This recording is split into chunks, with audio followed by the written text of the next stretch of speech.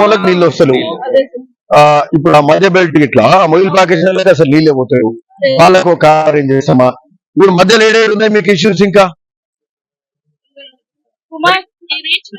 ఎక్కడెక్కడ ఉన్నాయి ఇష్యూస్? ఇంకా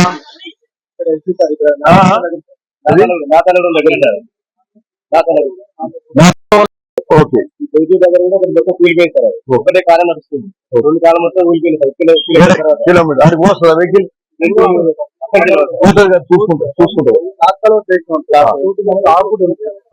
చూపెట్టండి. మనం ఏదైనా పైప్ కలవాట్స్ ఉన్నాయి, ఆ పైప్ కలవాట్ తీసేసి ఓపెన్ కలవాట్ కావాలి. ఎవరికి ఇబ్బంది అవుతుంది? పాలాడు చెర్లకు పోవాలి. ఇది ఇప్పుడు బునియాది కాని కాలం అంటున్నాం, బునియాది కాని కాలం పెద్ద మరమ్మతు పెడుతున్నాం, కానీ ఈ దేవలింగంలో ఎక్కువ నీళ్ళు పోతున్నాయి.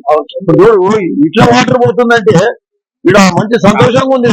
కానీ వాటర్ ఇప్పుడు ఇంకా ఇంకో గేట్ ఉంది, ఇంకెక్కువ నీళ్ళు పోతాయి. బట్ కాలువ ఇది వాటర్ క్యారింగ్ కెపాసిటీ తక్కువ ఉంది, అది అక్కడక్కడ పెంచుకుంటూ పోవాలి. కాలువ అంతా ఇంతే విడుచుకొని లైనింగ్ కొట్టాలి సార్. లైనింగ్ మనకి మనకి ఏడేడ లైనింగ్ అవసరం ఉంది, ఏడేడ కట్ట బ్రీచ్ అవుతుంది, ఏడేడ వీక్ పాయింట్స్ ఉన్నాయి, వన్ చూసుకొని సెంటైన్ చేసుకుంటూ పోవాలి. అంతటా కూడా ఇది ఏడేడు మనకు అవసరమో చూసుకుంటారు. బ్లాక్ అయినా 2 తరాలు చేయించాలి సార్. కానీ అయినా తయారైతే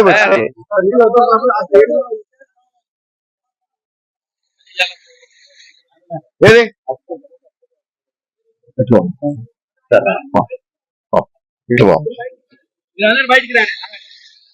అట్లే కాళేశ్వర రైతు నీళ్ళు ఇచ్చేది కాకుండా రేవంత్ రెడ్డి ఆలోచన ప్రకారం మూసి సుందరీకరణ, మరి అట్లనే 2 TMCల వాటర్ గోదావరి నుంచి తీసుకొచ్చి మరి అక్కడ గండిపేట్ల ఇక్కడ హిమాచార్లో వస్తే ఆ కాలుష్యం మొత్తం ట్రీట్ చేసిన నీళ్ళక మరి గోదావరి వాటర్ కూడా వచ్చే 2 TMCలు చేరితే అది మొత్తం ఫ్రెష్ వాటర్ మూసిలో ప్రవహిస్తుంటే అది చాలా బ్యూటిఫుల్గా ఉంటుంది. ఒదికు సాగునీరు, ఒదికు మంచినీళ్ళు, మళ్ళా పాతకాలం లాగా కాళేశ్వర రైతు నీళ్ళు ఈ ప్రాంతం గుండా పోతే ఇది చాలా గొప్ప విషయం. ఇది ప్రభుత్వం ఒదికు సాగునీరు కాలువలు ఒదికు మూసి కాలుష్యం మీద కూడా నిధులు పెట్టి చేస్తున్నట్టు ఇది చాలా గొప్ప విషయంగా మేము భావిస్తున్నాం. ప్రజలందరూ కూడా హర్షిస్తున్నారు, మేమందరం కూడా హర్షిస్తున్నాం. ఇదొకటి. ఇంకొకటి ఏం చెప్పదలుచుకున్నామంటే ఈ మూసి సుందరీకరణ కావాలి, మూసి కాలుష్య రహితం కావాలంటే గోదావరి నీళ్ళు రావాలి, ఫ్లో అవ్వాలంటే ఏం చేయాలి? మూసి రివర్ బెడ్లో ఉన్న ఇండ్లు తొలగించాల్సిన అవసరం ఖచ్చితంగా ఉన్నది. ఒకరిద్దరు బాధ కాదు, ఒక త్రిబుల్-ఆర్ పోతుంది, ఒక రింగ్ రోడ్ పోతుంటే వందలాది మంది భూములు పోతుంటాయి, అది వేలాది మంది భూములు పోతాయి. ఎందుకు ఇస్తున్నారు? ప్రభుత్వం ఎందుకు తీసుకుంటుంది? వాళ్ళు భూములు ఎందుకు ఇస్తున్నారు అంటే లక్షలాది మంది మంచి కోసము, భావి తరాలకు, జనరేషన్స్ కోసము, ఇండస్ట్రియలైజేషన్ కోసము, ఆ ప్రాంత అభివృద్ధి కోసం ఇవన్నీ చేస్తుంటారు అన్నదిగా ఇటువంటివన్నీ జరుగుతాయి. సో మూసి సుందరీకరణ అయితే, మూసి కాళేశ్వరహితం అయితే గోదావరి నీళ్ళు అందిస్తే ఈ నల్లగొండ, ఉమ్మడి నల్లగొండ జిల్లాలో లక్షలాది మందికి మేలు జరుగుతుంది. అంటే ఇప్పుడు వాళ్ళకు కూడా ఆ మూసీ రివర్ బెడ్ అంతా క్లీన్ చేస్తే ఈ హైడ్రా దాని మీద ఇది గొప్ప కార్యక్రమం ఇది. కాకపోతే ఇనిషియల్గా కొంత రెసిస్టెన్స్ ఉంటుంది, కొంత ఇబ్బంది పడుతుంది. దాన్ని ఇక వాళ్ళు ఇదే టీఆర్ఎస్ బీఆర్ఎస్ ఈరోజు మాట్లాడుతున్నారు. ఆ రోజు కేసీఆర్ అన్నాడు 25,000 ఇండ్లు తీసేస్తాను, 25,000 ఇండ్లు.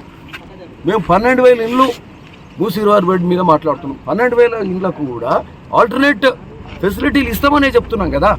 ఇవాళ కూడా కొంత ఓర్చుకోవాలి, కొంచెం సమయం పాటించాలి. అధికారులు కూడా వాళ్ళకి సరైన సమయం ఇచ్చి అవి చేస్తామని అంటారు. ఇది ఈ తరమే కాదు, పని కూడా చేయాల్సిన అవసరం ఉంది. కాబట్టి హైడ్రా అయితేనే మూసీల నీళ్ళు ఎక్కువ ఫ్లో వస్తుంది.